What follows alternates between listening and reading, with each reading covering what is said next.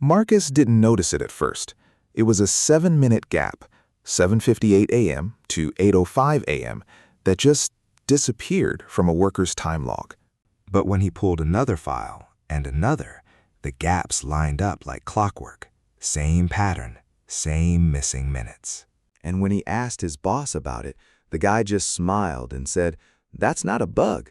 That's how we stay competitive."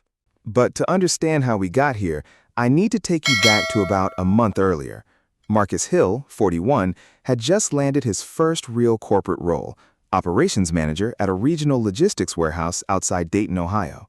The place ran 24/7, 3 shifts, about 1,800 workers, most of them immigrants, Guatemalan, Honduran, some West African. April 3rd, 8:12 a.m. Marcus reviews payroll summaries. One worker clocked 8 hours and 6 minutes, paid for exactly 8. April 5th, 6:47. Another employee clocks out at 6:53. System rounds it back to 6:45. 8 minutes gone. April 7th, 2:01 a.m. Night shift worker logs 9 hours, 11 minutes. Paid for 9 flat. Always rounded down. Never up. Marcus checks the software settings. Rounding rules are hard-coded, not standard, not documented. The system was designed to shave time, consistently, invisibly.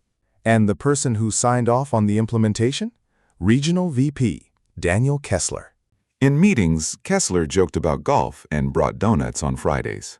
But once, when Marcus asked about overtime thresholds, Kessler just leaned back and said, "We don't pay for inefficiency." And then he smiled like that settled it. Marcus didn't go nuclear. He started small. April 10th, 9:30 a.m., he emails HR, flags the rounding inconsistencies, asks if it's compliant. At 2:15 p.m., Kessler replies instead, "Not HR, just one line. Let's talk before you send anything else." Meetings at 4 p.m. Kessler closes the door, doesn't sit. "You're new," he says. "You're looking at raw data without context."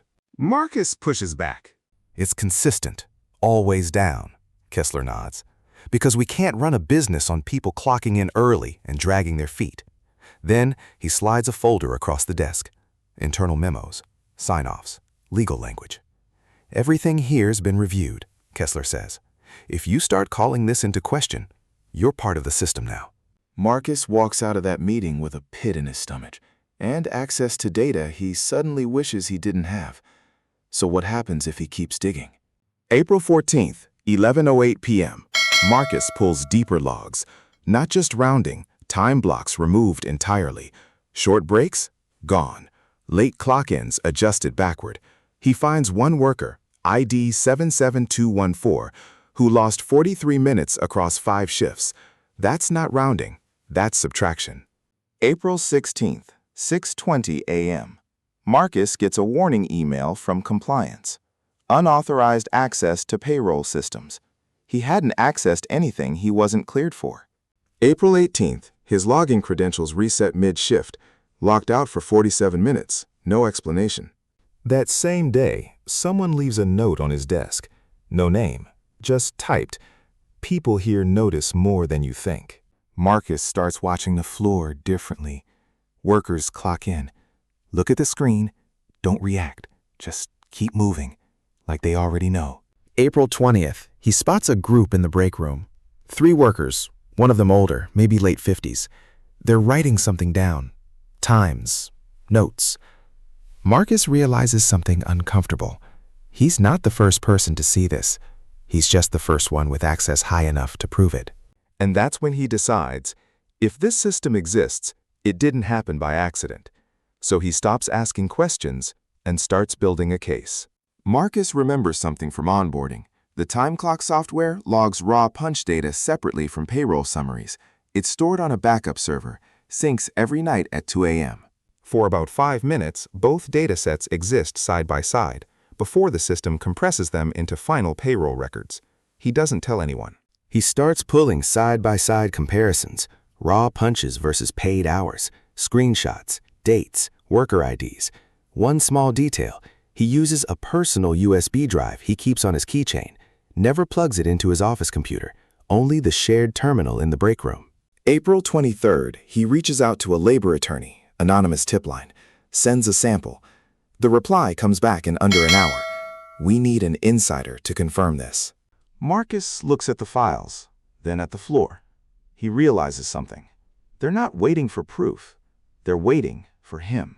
April 25th, 1:58 a.m. Marcus logs into the system from the break room terminal. 2 a.m. Sync window opens. He pulls raw data. Payroll summaries, side by side. Starts exporting. File names stack up. Dates, IDs, minutes lost. Then someone sits across from him. It's the older worker he saw before. Name tag reads Luis. Luis doesn't say anything at first, just watches the screen. Then, quietly, you finally see it. Marcus freezes. You know about this? Luis nods, reaches into his back, pulls out a notebook. 2 years of entries, dates, clock times, missing minutes. We all know, Luis says. We just don't have your access. Marcus looks around. A few other workers are watching, not hiding it. Luis leans in. We've been waiting for someone like you. Marcus feels something shift. This isn't exposure, it's confirmation. At 2:04 a.m., Marcus hits upload, file sent to the attorney.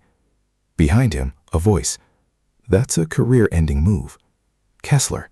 He's standing in the doorway, arms crossed. Not angry, just disappointed. You could have had a future here, Kessler says. Marcus doesn't turn around. At what cost? Kessler exhales, rubs his forehead. For a second, he looks tired. Then he straightens up. You think they'll protect you? Marcus finally turns. No, but they'll finally get paid. And for the first time, Kessler doesn't smile. 3 months later, a class action lawsuit is filed. Kessler steps down to pursue other opportunities. The company settles quietly, undisclosed amount. Marcus testifies, loses his job 2 weeks after. 6 months later, Marcus is working again. Different role, same industry. But now he notices things he didn't before.